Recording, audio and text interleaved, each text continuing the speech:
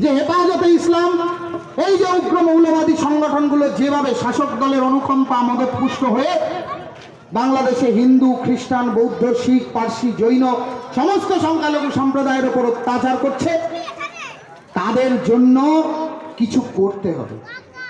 কি করবেন তিনি? সংঘবদ্ধ করলেন সমস্ত হিন্দু সমাজের ধর্মগুরুদেরকে। চট্টগ্রামের শঙ্কর মঠ মিশনের মহন্ত তপনানন্দ গিরি মহারাজ, বাংলাদেশ সীতাকুণ্ড ভোলাগিরি আশ্রমের উমেশানন্দজি থেকে শুরু করে চট্টগ্রাম বিশ্ববিদ্যালয়ের সংস্কৃত দপ্তরের যিনি প্রধান কুশলবরণ চক্রবর্তী, যাকে ঢাকার শাহবাগে মারধর করা হয়েছে একজন অধ্যাপককে, তারা সবাই সংগঠিত হয়ে বাংলাদেশের মাটিতে তৈরি করলেন এক দুর্ভেদ্য হিন্দু গড়।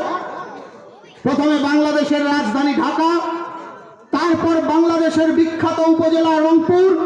সেই রংপুরে যখন 3 লক্ষ লোকের সমাবেশ হলো, ওই ইউনূস সরকার কাঁপতে শুরু করলেন যে এবার তো হিন্দুরা রাস্তায় নেমেছে, কি হবে তাহলে?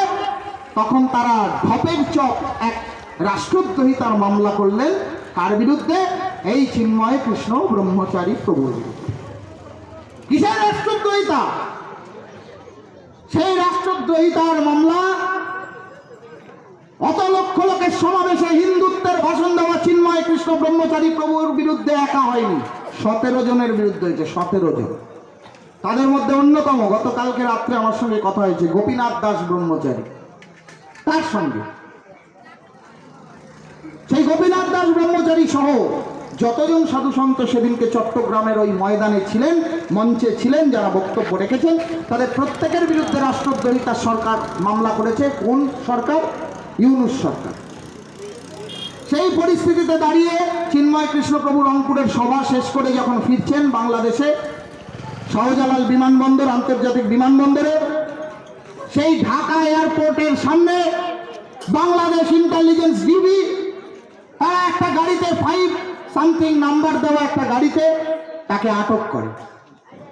আটক করার পর 2-2.5 ঘন্টা কেটে যায়, আমরা জানতেই পারি না যে চিন্ময় কৃষ্ণ ব্রহ্মচারী প্রভু আদৌ বেঁচে আছেন কি তাকে মেরে ফেলা হয়। ভারতীয় সময় 9টা, বাংলাদেশের সময় 9:30 আনুমানিক। সেই সময় আমরা জানতে পারি কি না, তাকে বাংলাদেশের গোয়েন্দা দপ্তরের সদর যে বিভাগ, ইন্টেলিজেন্স ব্যুরোর যে হেড অফিস ঢাকাতে, সেখানে তাকে আটক করে রাখা হয়েছে, বন্দী করে রাখা হয়েছে।